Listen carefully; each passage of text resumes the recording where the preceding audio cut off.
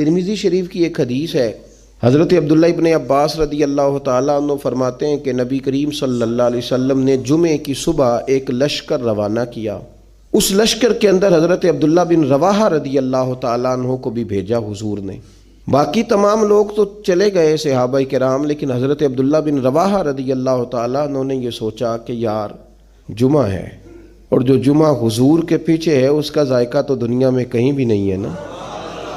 تو میں وہ جمعہ پہلے حضور کے پیچھے پڑھ لوں،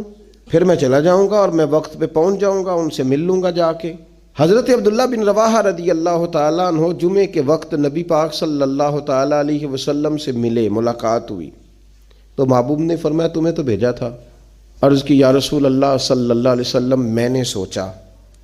کہ جمعہ آپ کے پیچھے پڑھ لوں پھر چلا جاؤں گا، تو محبوب علیہ السلام فرمانے لگے اگر تم میری بات مان کے صبح چلے جاتے